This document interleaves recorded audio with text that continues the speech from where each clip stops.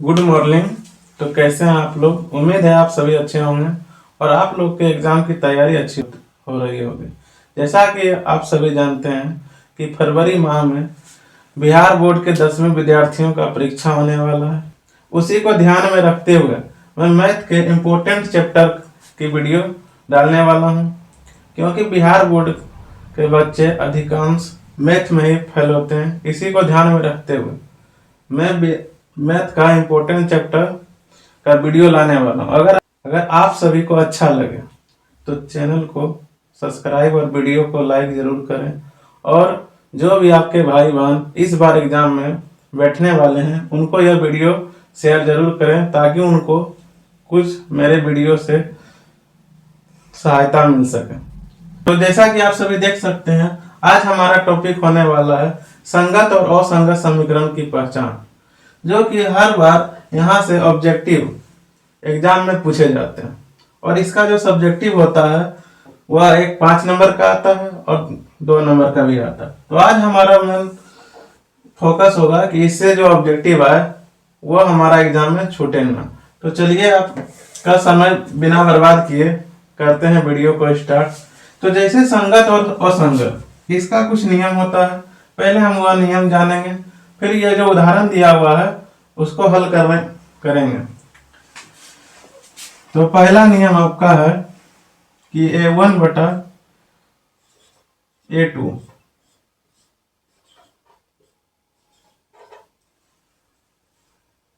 अगर इस तरह का कोई समीकरण होता है तो उसको कहते हैं संगत और अद्वितीय हल। अद्वितीय हल। दूसरा नियम इसका आता है कि यदि समीकरण में A1 और A2 बराबर हो B1 और B2 का और बराबर हो C1 C2, यदि तीनों ही समीकरण में सभी बराबर हो जाए तो इसको भी संगत कहा जाता है। संगत और अनेक हल। अनेक हल।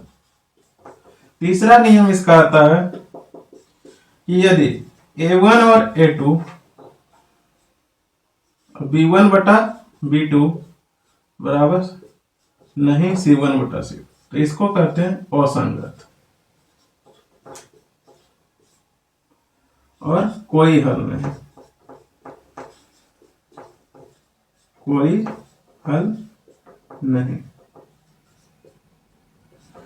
तो संगत और असंगत पहचान करने के लिए हमें यह 3 नियम का पता होना चाहिए, और इसी के सहायता से हम ये सभी उदाहरण को भी हल करेंगे, कौन सा संगत है और कौन असंगत। पहला कहता है कि यदि A1 बटा A2 और बराबर नहीं होता है B1 बटा B2 का, यह संगत होता है। यदि तीनों बराबर हो जाए वो भी संगत होगा।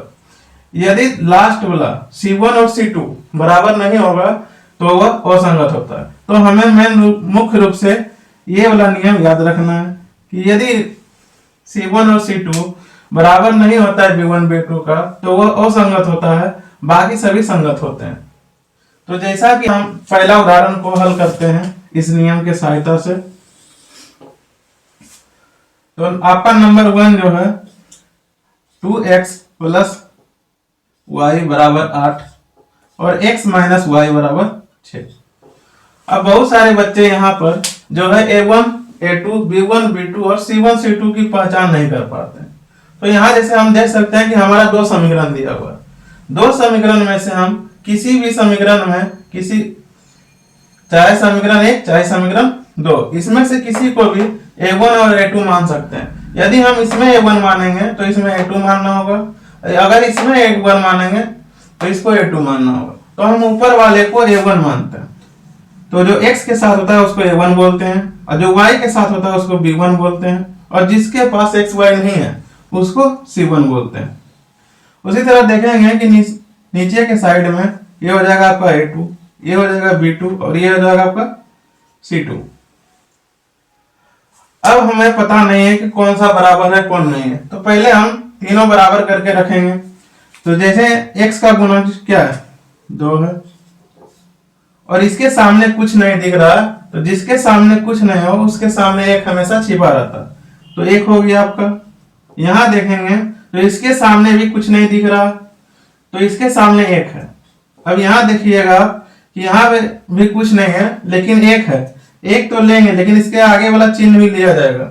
अब इसका चिन्ह इसलिए नहीं लिया क्योंकि पहला अंक के पहले प्लस नहीं लिया जाता, तो यहाँ जब माइनस है तो माइनस आपको लेना होगा।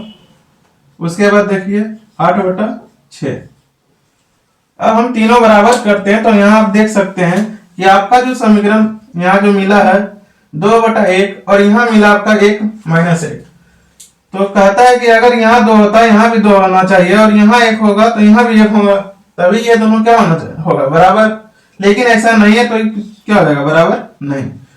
तो आपका देख सकते हैं कि किस रूप में मिला है, आपका इस रूप में ये वाला समीकरण मिल गया। तो जब इस रूप में मिला है तो इसको इस तरह लिख सकते हैं 1/A2 बराबर नहीं B1/B2। तो ये आपका संगत समीकरण क्या हो जाएगा संगत। उसी तरह अगर आप दूसरा समीकरण देखना चाहें तो दूसरा समीकरण हम यहां लिखते हैं। आपका दूसरा समीकरण हो गया 2x + y बराबर 8 और यहाँ पे 4x + 2y बराबर 6। तो इसमें भी आप ऊपर वाले समीकरण में जो x है उसको a1 मानेंगे, जो y के साथ है उसको b1 मानेंगे और जिसके पास x y नहीं है उसको c1 मानेंगे। और समीकरण 2 में जो x है इसको a2 मानेंगे, y को b2 मानेंगे और जिसके पास x y नहीं है उसको c2 मानेंगे। तो चलिए लिख लेते हैं यहाँ पर ताकि हमें मान बैठाने में वहां पर आसानी हो जाए।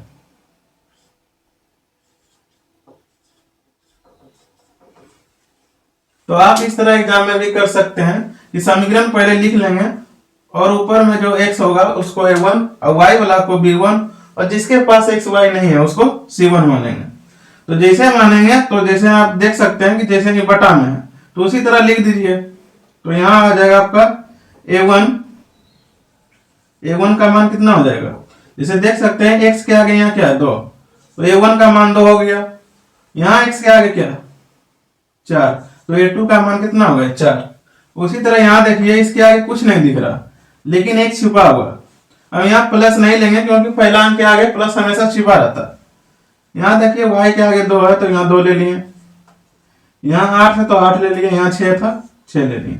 अब देखेंगे इस समीकरण में कोई कटने वाला है कि नहीं। जैसे इस समीकरण में हम बटा में लिए थे तो ये कट सकता था, लेकिन यहीं पर अगर हमारा मिल गया है तो आगे हम देखने की जरूरत नहीं है। लेकिन इसमें देखिए ये दोनों भले बराबर नहीं लग रहा है परंतु दोनों बराबर। अगर इस भिन्न को काटे तो 2 एकम 2 2 दूनी 4 और इस भिन्न को काटे यहाँ पर 2 से 4 बार में 2 से 3 बार में। अब हमें जो भिन्न प्राप्त हुआ है वो मिला 1/2 1/2 और 4/3। अब आप देख सकते हैं कि यहाँ अगर 1 है तो यहाँ भी 1 है, यहाँ 2 है तो यहाँ भी 2 है और दोनों का चिन्ह भी सेम है, तो ये दोनों बराबर हो गए आपस में। लेकिन इसको और इसको देखिएगा तो यहाँ 4 है यहाँ 1 है, यहाँ 2 है यहाँ 3 है, तो ये दोनों बराबर नहीं है। तो यह किस नियम पर आपका आया, ये जो आया है आपका दूसरा नियम, ये तीसरा नियम है, ये आपका तीसरा नियम का पालन कर रहा है। तो तीसरा नियम जो पालन करेगा वो आपका क्या हो जाएगा असंगत। संगत। इसी तरह आप तीसरा का देखिए, तीसरा का अगर आप देखते हैं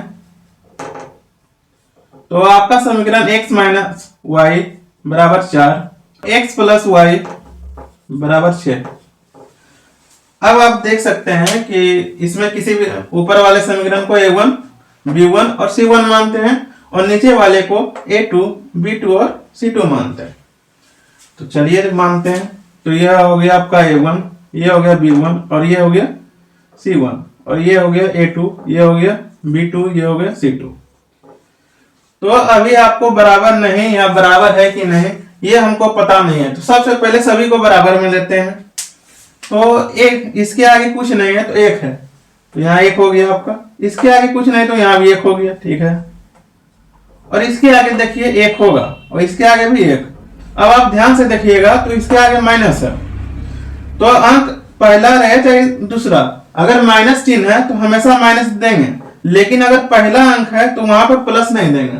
तो यहाँ जैसे प्लस था तो यहाँ प्लस नहीं लिए, यहाँ माइनस है तो माइनस लेना होगा। अब यहाँ देखिएगा आपका C1 हो गया 4 और ये हो गया 6। अब पहले हम ये दोनों में तुलना करेंगे। अगर ये दोनों बराबर है तो आगे जाएंगे। तो आप देख सकते हैं यहाँ एक है, यहाँ भी एक है, यहाँ एक है, यहाँ। बहुत सारे बच्चों को ऐसा लग रहा होगा कि ये दोनों बराबर है, परंतु ये दोनों बराबर नहीं है। आप ध्यान से देखिए, ये प्लस में है और ये क्या है, माइनस में।